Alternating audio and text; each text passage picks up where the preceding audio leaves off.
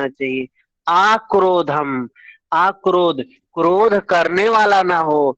त्याग, शांति, त्यागी हो, शांत व्यक्ति हो। आपैसुनम,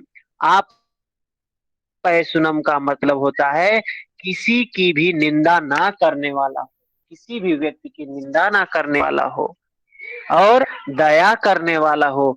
आलोलुप्तम, आलोलुप्तम का मतलब क्या है? ये जो मन की लोलुपता नहीं होनी चाहिए, इंद्रियां शांत होनी चाहिए, मन शांत होना चाहिए। ठीक है, तो ये बताया क्रोधा, लज्जा, व्यर्थ चेष्टाओं का अभाव, तेज, क्षमा, धैर्य, शुद्धि, शत्रु भाव का अभाव, मतलब उसका कोई शत्रु ना हो। विष्णु का कोई शत्रु नहीं है, ब्रह्मा का कोई शत्रु नहीं है, भगवान शिव का कोई शत्रु नहीं है। निर्वैर है, निर्वैर है, किसी से बैर ही नहीं है। निर्भय है, किसी से भय ही नहीं है। परम शांति में जीवन जीते हैं,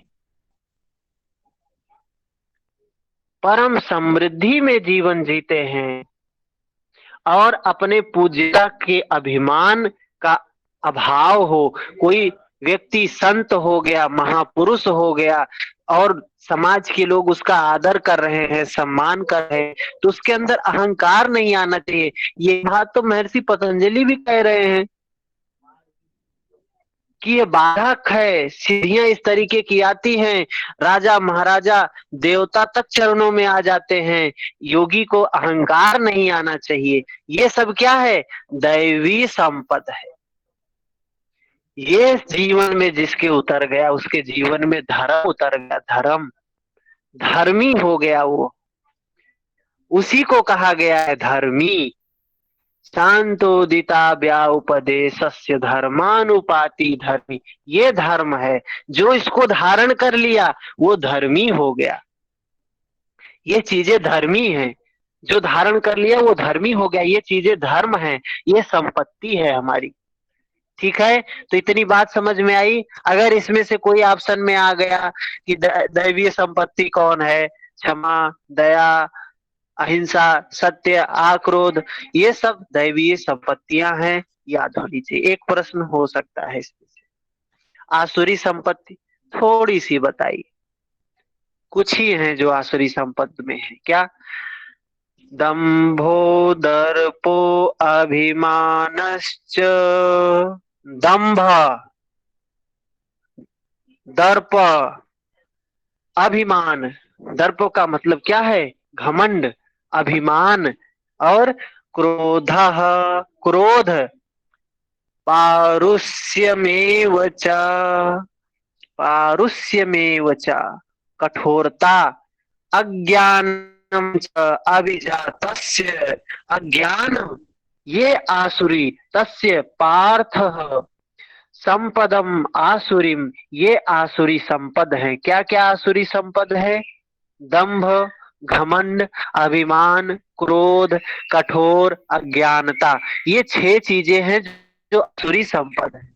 हमें इनको समझना चाहिए। ये 6 चीजें ही हैं, तो हमको ज्यादा समझने में कठिनाई नहीं होगी। दैवीय संपद 26 बताया, हमारे पास कितना है?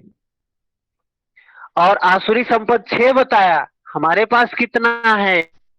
तो दोनों में अगर हम तुलना करें, उसको 26 बताया, हमारे पास अगर 2-4 भी है तो कितना परसेंट हुआ? अगर मान लीजिए 26 में से 4 हमारे पास हैं तो कितना हुआ हमारे पास? 1/6, मतलब कितना परसेंट? लगभग 16-17% दैवीय संपद हमारे पास है। अगर इतने 26 में से 6 ही है तो भी है, लगभग 20% अगर हमारे पास है। अगर 6 में से सिर्फ कितना है? 2-4 है तो भी। और आसुरी संपद कितना बचा है? 6 बताया। 6 में से कितना है अपने पास? मूल्यांकन करना चाहिए। अपने आप को कि ये 6 आसुरी संपत्तियों में से हमारे पास क्या है, तो हम अपने बारे में तुलना कर सकते हैं कि हम असुर हैं, हमारे पास आसुरी संपत्ति है या दैवीय संपत्ति है। दोनों में से हम अपने आप को जांच सकते हैं और अपने आप को खुद ही परिणाम भी दे सकते हैं। घमंड है कि नहीं, दंभ है कि नहीं, अभिमान है कि नहीं, क्रोध है कि नहीं, कठोरता है कि नहीं, अज्ञानता है कि नहीं, ये सब हमारे दुश्मन हैं, असुरी संपत्तियां हैं, ये राक्षसी प्रवृत्ति है, ये नहीं होना चाहिए एक मनुष्य के पास में। ठीक है। और ये जिसके पास होता है, क्या होगा? दंभ वही कुछ चीजें हैं, घमंड अभिमान ऐसी ही थोड़ा सा मिलती जुलती ही चीजें हैं। अब यहाँ नहीं बता सकते हैं क्या है, लेकिन मिलती जुलती ही चीजें हैं। ठीक है सर। हाँ।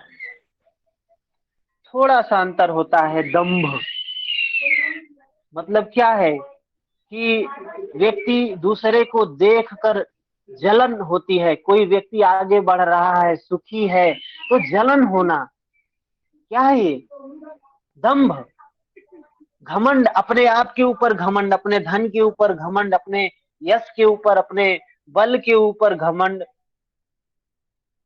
अभिमान, क्रोध, कठोर, एकदम अपने आप को एकदम लकड़ी के जैसा वो कर लेना, तो अज्ञान होना, ये सब चीजें हैं जो आसुरी संपत्तियां हैं।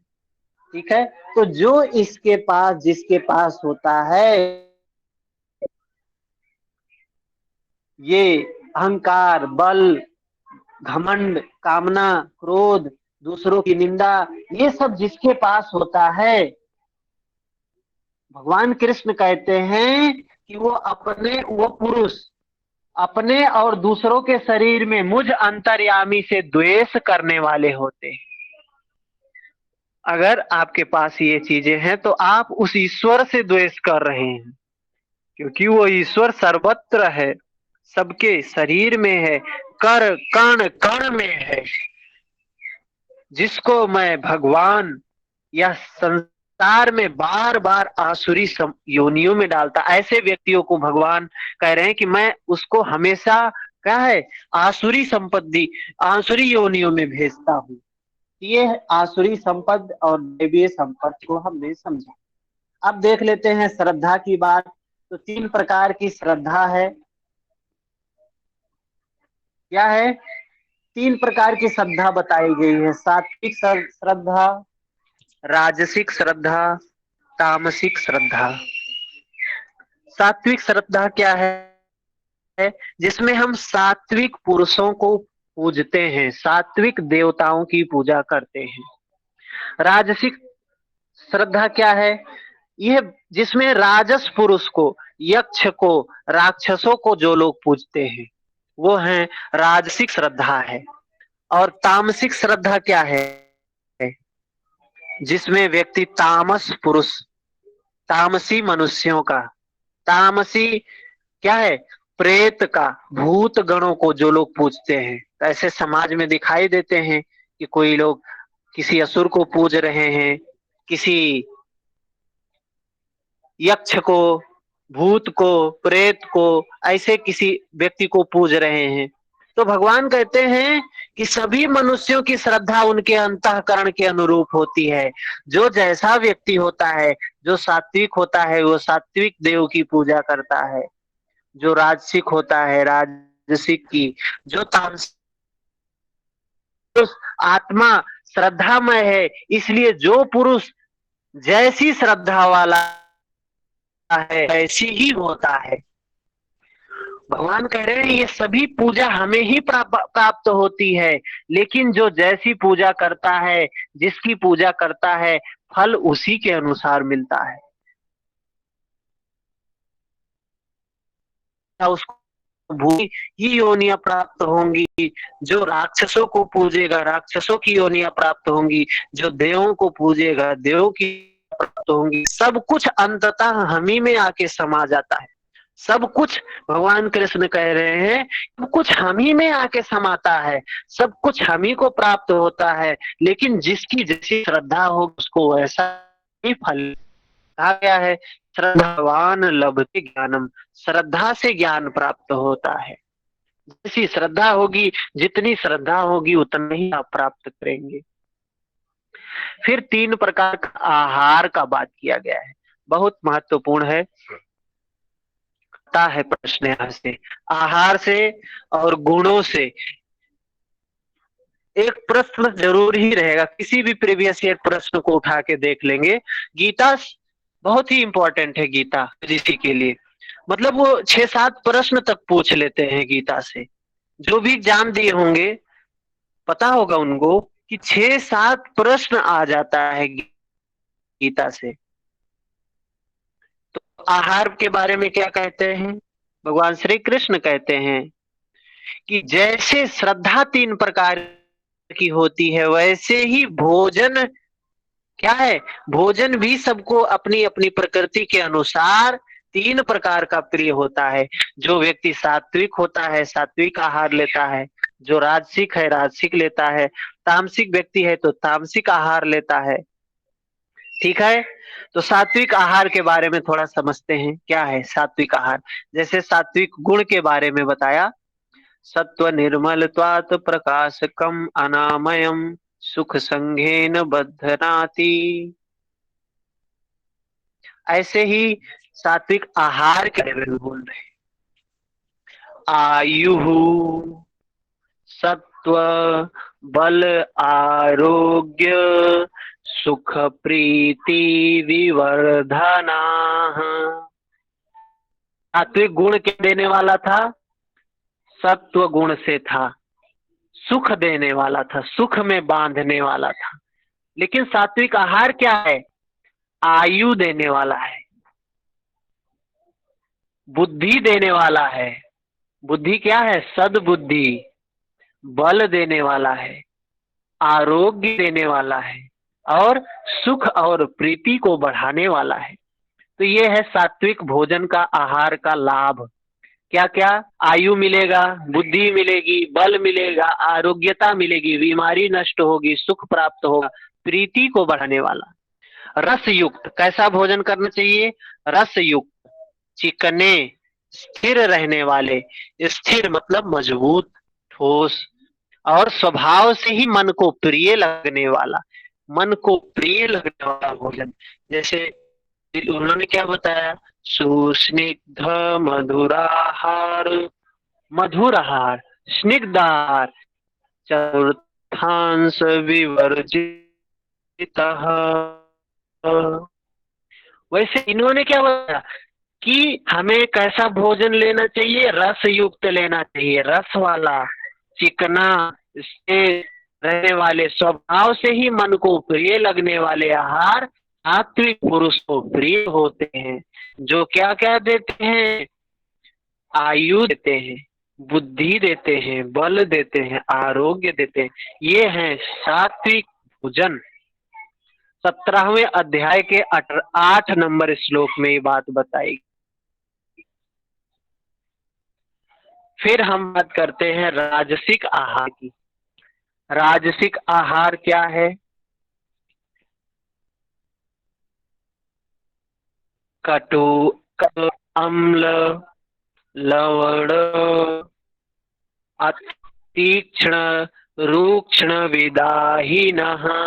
क्या कह रहे हैं, मतलब राजसिक जो होते हैं, कैसा आहार खाते हैं, कड़वा खाते हैं, खूब तीखा खाते हैं, खट्टा खाते हैं, और लवण युक्त, लवण का मतलब क्या है, नमक, बहुत गरम, तीखे, रूखे, दाह कारक, और ये है राजसिक आहार। और क्या है, आहारा राज श्रेष्ठा दुख शोकामय प्रदाह।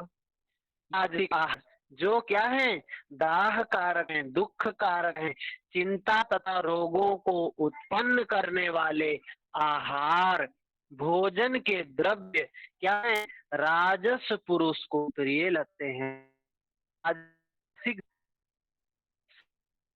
कैसा क्या है स्वभाव? तीखा खाएगा, कट्ठा खट्टा खाएगा, नमकीन खाएगा, गरम खाएगा। ये सब चीजें क्या है? राजसिक व्यक्ति। और सात्विक, सात्विक तो सात्विक आहार खाएगा, प्राकृतिक डाइट, प्राकृतिक आहार ज्यादा लेगा, फल हुआ या रस युक्त जो कुछ भी होगा, ठीक है। और जो राजसिक व्यक्ति होगा, तला भुना छप्पनों भोग खाएगा, वो तली भुनी चीजें, खूब गर्म मसाले वाली चीजें सब खाएगा वो, राजसिक आहार। तामसिक आहार क्या है? तामसिक आहार के बारे में देख लेते हैं। 17 अध्याय का 10वां श्लोक। यात यामम गतरसं पूति पर्युषितं च यत् उच्छिष्टमपि चामेध्यं भोजनं तामसं प्रियम्। अर्थात जो भोजन अधपका है, जो तामसिक प्रवृत्ति की व्यक्ति होंगे, कैसा भोजन करेंगे? अधपका भोजन करेंगे, रस रहित ऐसा भोजन करेंगे जो इसमें रस न हो, दुर्गंध युक्त भोजन करेंगे, बासी भोजन करेंगे, उच्छिष्ट तथा अपवित्र भोजन करेंगे। वही भोजन तामस पुरुष प्रिय को, तामसी जो लोग होंगे, तामसी ईश्वर की पूजा करेंगे, तामसी व्यक्तियों की पूजा करेंगे, तामसी राक्षसों भूतों की पूजा करेंगे, तामसिक आहार लेंगे और निद्रा में, दुख में, व्याकुलता में क्या होंगे? पीड़ित होंगे, आलस्य होगा, बिल्कुल पूरा जीवन उनका क्या होता है? दुख में ही रहता है, अंधकार में ही रहता है, अज्ञान में ही रहता है। तामसिक व्यक्ति है। क्या कहते हैं? 17 अध्याय में 23 नंबर श्लोक, अध्याय नंबर 17, 23 नंबर है।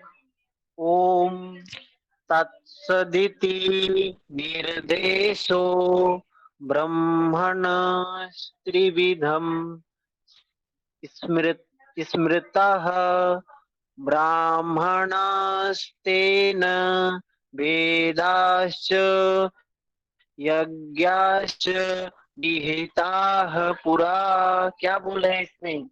ओम तत्सदिति, अर्थात अर्जुन, ओम तत् और सत ऐसा 3 प्रकार का नाम ब्रह्मण निर्देश स्मृता, ब्रह्म का निर्देश करता है, स्मृति दिलाता है, संकेत करता है और ब्रह्म का परिचायक है। उसी से पूरा क्या है? पूरा का मतलब पूर्व में, आरंभ में ब्राह्मण, वेद और यज्ञ आदि रचे गए हैं। अर्थात ब्राह्मण, यज्ञ और वेद ओम से पैदा हुए हैं। वही बात यहाँ कह रहे हैं, जुडो में कहा है कि ओम से ही सबकी रचना हुई है। वेद की रचना ओम से, यज्ञ की रचना ओम से, ब्राह्मण की रचना ओम से। ये योगजन्य है, ओम के तत्त सतत चिंतन से ही इनकी उत्पत्ति है और कोई तरीका नहीं है। तो ये ओम की महिमा भी बताया गया है इसमें, जैसे उपनिषदों में कहा गया है वैसे यहाँ भी कहा गया है। उसके बाद थोड़ा हम देखते हैं मोक्ष संन्यास योग।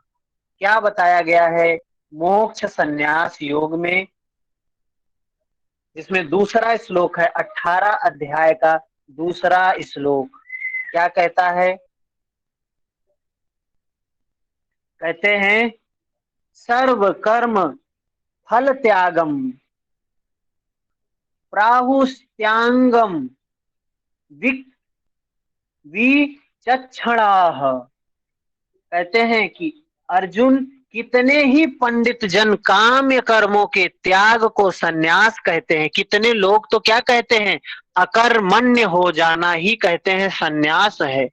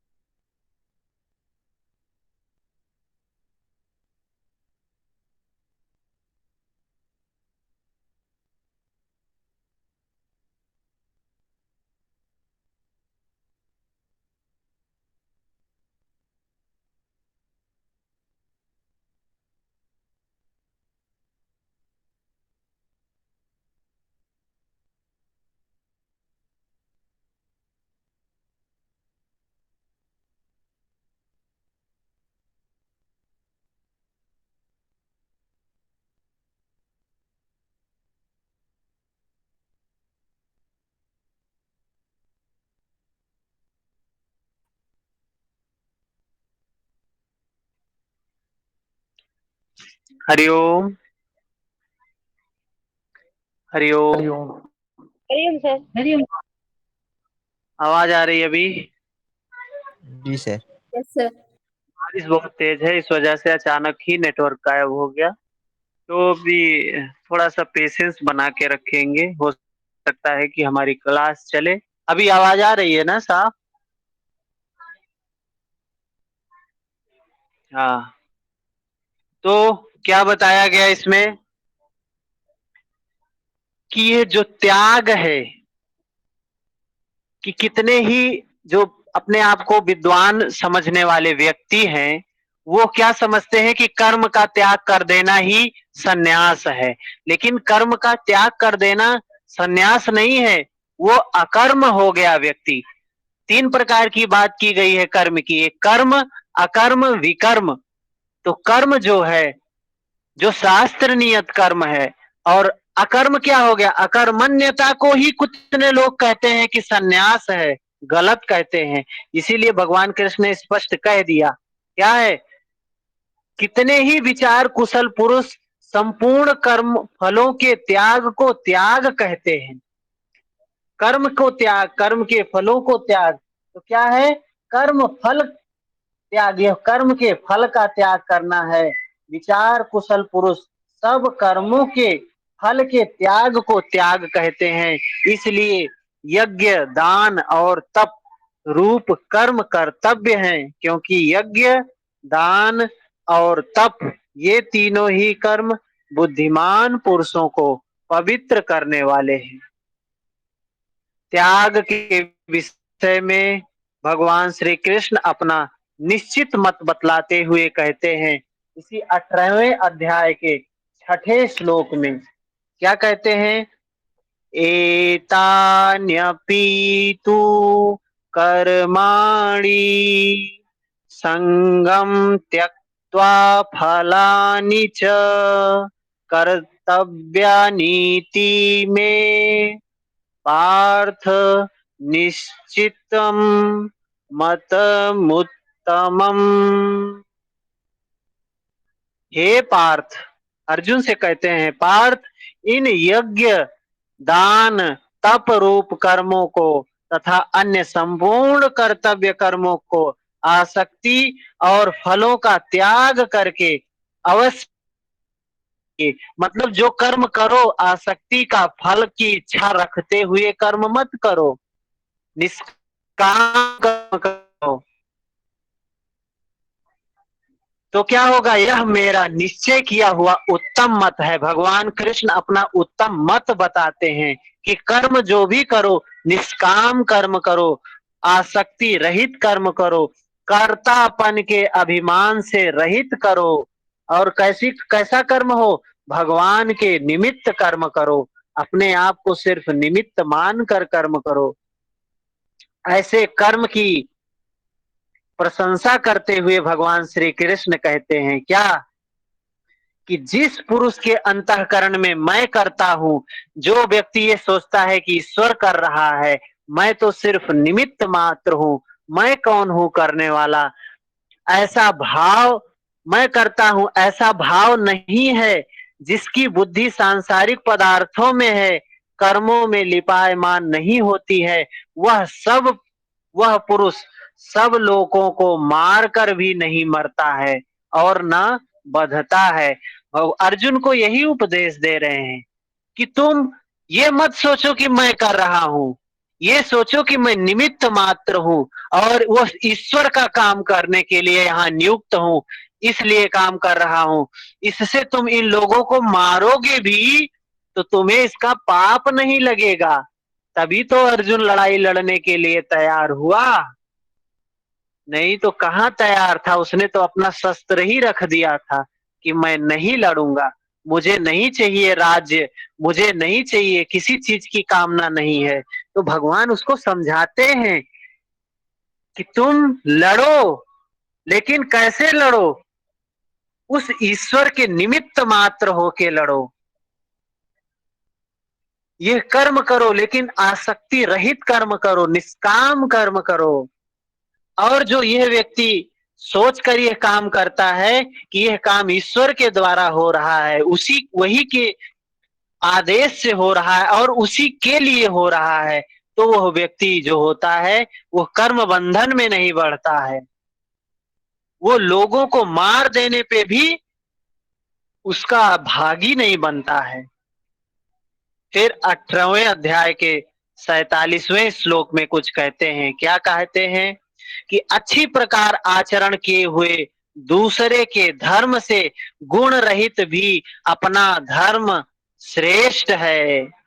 यही बात लोग कोट करते हैं अपने समाज में, क्या है, स्वधर्म निधनम श्रेया पर धर्म भयावह।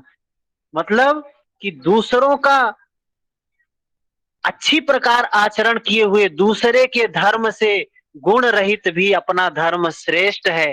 धर्म की बात क्या है? धर्म का मतलब यहाँ हिंदू, बौद्ध, मुस्लिम, सिख, ईसाई, जैन धर्म से नहीं है। धर्म से हम कितनी बार बताए हैं, धर्म से तात्पर्य है धारण करने से। और जो जो क्या होता है, जो धर्मी से कभी अलग नहीं होता, अगर अलग हो गया तो धर्म नष्ट हो जाता है, धर्मी नष्ट हो जाता है। और धर्म क्या है? धर्म यही जो दैवीय संपत्ति है, यही है धर्म। अगर आपके अंदर दैवीय संपत्ति है तो आप धर्मी हैं। आप जटा रखे हो या ना रखे हो, अगर ये धर्म है तो आप धर्मी हैं। अगर ये नहीं है तो आप भगवा चोला पहन लो, चंदन लगा लो, रुद्राक्ष की ढेर सारी माला पहन लो, खूब बाहरी आडंबर कर लो, लेकिन यह दैवीय संपत्ति आपके अंदर एक भी नहीं है, आप धर्मी नहीं हैं। भगवान कृष्ण क्या कह रहे हैं? अपने धर्म का पालन करो। हमारा धर्म क्या है? ये दैवीय संपत्तियां ही हमारा धर्म है, जिनको हमको धारण किए रहना चाहिए। लेकिन हम क्या करते हैं? इनको छोड़ के बाकी चीजें धारण किए घूम रहे हैं और धर्म के नाम पे चोला पहन लिए हैं, अपना नाम रख लिए हैं। योग का कुछ नहीं है, योगी नाम रख लिए हैं अपना। कितने लोग तो हम ऐसे देखते हैं कि अपने नाम के आगे योगी लगा लेते हैं। योग का वाई भी नहीं है, यम भी नहीं है, यम का एक भी अंग नहीं है, और अपने नाम के आगे योगी लगा लिए। दिन भर झूठ बोलेंगे, दिन भर व्यभिचार का भाव है मन में, लेकिन नाम के आगे योगी, क्या मिल जाएगा उससे? कुछ भी नहीं मिलने वाला है। नाम से क्या मिलने वाला है? सिर्फ अपने को भ्रम में रखोगे, दूसरों को भ्रम में रखोगे, समाज को भ्रम में रखोगे। तो सबसे पहले तो हम खुद को भ्रम में रखे होते हैं, फिर समाज को भ्रम में रखते हैं। तो वही कह रहे हैं कि अपने धर्म का पालन करना चाहिए। अपना धर्म क्या है? यही जो 26 दैवीय संपत्तियां बताई, यही है अपना धर्म। दूसरे का धर्म क्या है? ये आसुरी संपत्तियां, ये सब दूसरे का धर्म है। इसको हम धारण करके घूम रहे हैं, अपने आप को धर्मी दिखा रहे हैं। क्रोध तो हर व्यक्ति के नाक पे बैठा हुआ है, ईर्ष्या जलन तो हर व्यक्ति के सिर पे बैठा हुआ है, और हम धर्मी कहते हैं। हम बहुत धार्मिक आदमी हैं। रोज मंदिर जाने में कोई धर्म नहीं है, रोज मस्जिद जाने में कोई धर्म नहीं है, चर्च जाने से कोई धर्म नहीं है। कहीं चले जाओ, उस पत्थरों से क्या मिलने वाला है? कुछ नहीं मिलने वाला है। सिर्फ एक मन को भ्रम में, अपने आप को एक भ्रम में रखते हैं, अरे अब हम धर्मी हो गए, धर्म करके आ रहे हैं, कर्म करके आ रहे हैं, कुछ नहीं होगा। कहते हैं गंगा जो है, गंगा क्या धोती है? पापों को धोने वाली है? और हम वहां गए हैं शरीर को ही। तो किसी ने कहा कि गंगा जो है पापों को धोती है, तो किसी व्यक्ति ने कहा हाँ सही कह रहे हैं, धोती है। लेकिन जब गंगा में नहाने जाते हैं, तो जब नहाते हैं, अंदर जाते हैं, तो पाप बाहर रुक जाता है, और जैसे ही निकलते हैं फिर बैठ लेता है ऊपर। तो गंगा से तो दूर ही है वो। आप गंगा में जाते हो तो वो आपसे बाहर, गंगा से बाहर ही रहता, लेकिन जैसे ही आप नहा के आते हो फिर आपके ऊपर लद लेता है वो। सही चीज है, लेकिन वो आपको छोड़ता नहीं, ऐसे नहीं छोड़ेगा वो। कोई व्यक्ति गंगा नहा के चला आए और कहे अब हम मुक्त हो गए, संभव है ऐसा? सामान्य बुद्धि का आदमी भी ऐसा सोच सकता है? क्या है ये? तो रविदास जी की एक घटना है। कुछ ब्राह्मण विद्वान गंगा स्नान करने जा रहे थे, तो रविदास जी के पास आए। उनका पदवेश, जो उनका चप्पल था, टूट गया था, तो उन्होंने कहा इसको हमारा बना दो। तो बनाया। तो रविदास जी ने पूछा आप लोग गंगा जी जा रहे हैं? तो उन्होंने कहा हाँ जा रहे हैं, तुम्हें क्या मतलब? तो कहे कि ये गंगा मैया को हमारी तरफ से भेंट चढ़ा दीजिएगा। तो रविदास जी ने उनको भेंट दिया। तो वो विद्वान लोग थे, उन्होंने कहा अरे इस शूद्र है, इसका जो है ऐसे छूना नहीं है, इसको पहले पवित्र करो। पवित्र किए उसको, पैसे को जो उन्होंने भेंट दिया था चढ़ाने के लिए, उसमें उसको उन्होंने मंत्र से पवित्र किया। फिर उस पैसे को लिया, ले जाके फिर स्नान किए। तो चार लोग, तीन चार पांच लोग गए थे, तो उसमें किसी ने कहा कि गंगा जी का वो जो उस शूद्र ने जो भेंट दिया था गंगा जी को चढ़ाने को, उसको क्या किया जाए? तो उसने कहा, उन लोगों ने कहा कि अरे क्या करोगे, वो देख थोड़ी ना रहा है। और गंगा जी, और उसने कहा था जब गंगा जी अपने हाथ से लेंगी तभी देना भाई हमारा। तो कहाँ गंगा जी हाथ से लेने वाली है और कहाँ हम लोग देने वाले? हम लोगों का रास्ते का किराया निकल जाएगा इससे। तब तक गंगा जी प्रकट होती हैं, लाओ मेरे उस भक्त का जो भेंट है वो ले आओ। कहानी आप लोगों ने सुना होगा। तो गंगा जी वो भेंट स्वीकार करती हैं, ये लोग एकदम डर जाते हैं, अरे गंगा जी साक्षात आके उसका जो है मांगी। और उन्होंने अपना एक कंगन निकाल के दे दिया कि हमारे उस भक्त को ये दान दे देना, कि गंगा माँ ने तुम्हारे लिए ये दिया है। तो वो लोग सोचते हैं क्या उसको पता थोड़ी ना है, चलो हम लोग इसको ले चलते हैं और राजा को दे देते हैं। राजा को दे देंगे तो राजा जी बहुत प्रसन्न होंगे ऐसा अद्भुत कंगन पाकर, और बहुत खुश होंगे वो। और हम लोगों की भक्ति पर बहुत समाज में पूजनीय हो जाएंगे हम लोग, कि गंगा माँ ने हमको सीधा आके साक्षात कुछ दिया है। तो राजा के पास जाते हैं, तो राजा महारानी को ले जाके देते हैं। महारानी कहती है एक ही है, अब दूसरा चाहिए, क्योंकि एक से क्या होगा, अब तो दूसरा चाहिए। तो राजा आदेश देते हैं भाई जाओ दूसरा मांग के ले आओ फिर। तो अब सोचते हैं दूसरा कहाँ से मिलेगा, फिर उनको सच्चाई बतानी पड़ती है। सच्चाई बताते हैं तो महाराज उनके पास जाते हैं, रविदास जी के पास। कहते हैं हमें आप दूसरा कंगन चाहिए। तो रविदास की परीक्षा लेते हैं। रविदास उस परीक्षा में, गंगा जी उनके कठौती ही तभी कहा उन्होंने, मन मोर चंगा तो कठौती में गंगा। गंगा जी साक्षात कठौती से आके दूसरा कंगन उनको देती है।